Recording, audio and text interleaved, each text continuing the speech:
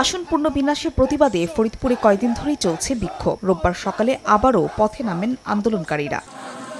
টায়ারে আগুন জ্বালিয়ে এবং ব্যারিকেড দিয়ে ঢাকা খুলনা বরিশাল মহাসড়ক এবং ঢাকা বেনাপোল রেলপথ অবরোধ করেন ভাঙ্গার মানুষ। আটকে দেওয়া হয় ঢাকাগামী নকশিকাঁথা এক্সপ্রেস ট্রেন।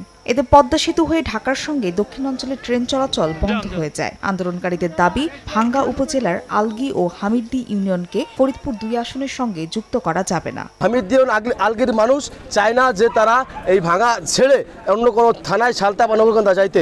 যতদিন পর্যন্ত আমার এই 2 ইউনিয়নকে না ফেরত দিবে ততদিন আমরা শান্তিপূর্ণভাবে আন্দোলন চালিয়ে যাব।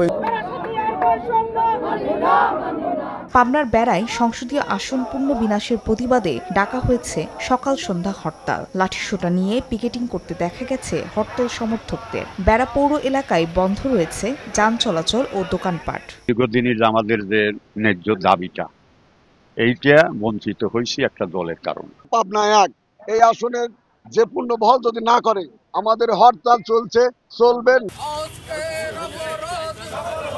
বৃষ্টি উপেক্ষা করে বাগেরহাটে 4টি আসন পুনর্বহালের দাবিতে সরকারি দপ্তরের সামনে অবস্থান কর্মসূচি পালন করেন স্থানীয়রা। আগামী 3 দিন অর্ধ দিবস হরতালের ঘোষণা দেন আন্দোলনকারীরা।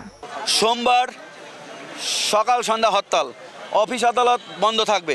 ইসির এত মতিভ্রম কেন হলো?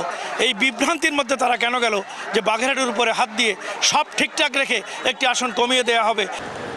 শুধু জেলা শহর নয়, 9টি উপজেলাতেও একইভাবে নির্বাচন অফিস, উপজেলা নির্বাহী কর্মকর্তার কার্যালয় সহ সরকারি অফিস ঘেরাও করেন সর্বদলীয় কমিটির নেতাকর্মীরা।